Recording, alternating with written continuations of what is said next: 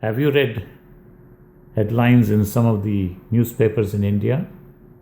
Let me read it to you. 6 newly married girls burned to death over a dowry dispute. 8 dowry deaths reported in the first quarter of this year, an increase of 20% over the same quarter of the previous year. Isn't it disgusting? Isn't it horrible? Distinguished guests, ladies and gentlemen, doesn't the love of the country include the love for one's countrymen? Is patriotism merely to find pride in something but not actually strive towards building a better nation? Or is it merely a fashionable thing? Nobel laureate Rabindranath Tagore has once said, "The country is not a chunk of earth. It is a saga of consciousness. Without the conscience of the people, this consciousness will fade. We must rouse ourselves to the daily indignities that surround us." There are thousands of places and ways where we can begin loving the people of our nation. Today, I wish to offer you just one. It is a mission that each one of us can begin quite easily, because the victims of this malaise dowry are within our reach. They are our daughters, sisters, friends, or neighbors. These are the people whom we normally think as one of our own, who we ought to protect with our lives if necessary. And yet, the normal course of things has fallen so low that the indignities is stacked over women and we do little to protect them. Let us begin with the women around us, whose marriages through dowry we regard as normal, when in fact it is frightful. Countless girls are constantly under harassment in their matrimonial homes because their father have fallen short in the payments of the endless dowry installment, or the dowry she did bring to her husband is regarded as too meager. Dowry is one of those social practices which no educated person would own up with pride. It is continuous to be given and taken even among the educated sections of our society.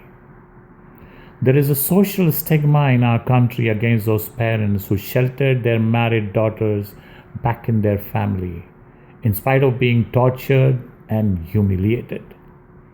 Thus, the woman stays in the house of her in-laws, resigned to her fate.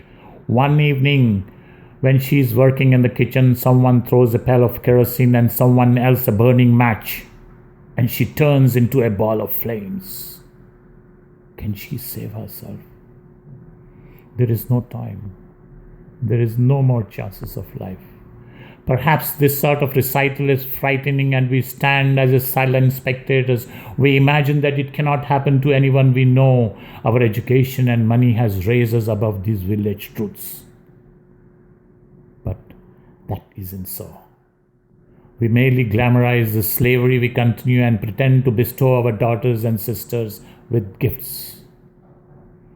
Ladies and gentlemen, the statistics are terrifying. It is estimated that 39,000 brides are killed or disfigured in a year over the dowry disputes. Intellectuals pull their calculator and say it is less than 0.004% of India's population. They slide into research mode and throw a vast array of statistics about atrocities on women in UK, China, and many other countries of the world. The establishment refuses to help because there are so many problems in India, like street beggars, street children, bonded laborers. So the brides keep on burning, except when she burns, the problem is 100% hers, not 0.004%. She's not suffering from economic abuses like bounded labor or poverty. She's instead suffering from a very complex and psychological setup in the stunted mind of the people who are unwilling to eradicate the dowry system. Many intellectuals do not like to talk about this subject. But what they like to talk about? How India is doing in the field of computer science, space technology, in a way that these achievements can be used as a valid excuse to burn the woman. What words can describe this horror? What kind of progress teaches us to ignore these problems, to pretend that this can never come past our doors? Remember, ladies and gentlemen, as long as the women are treated as second-class citizens in our country, these problems will continue. Changes in the social values and attitudes must be brought about if we want to curb the problem of the dowry and the bride burning. We must proclaim loud and clear that we would not give or take dowries.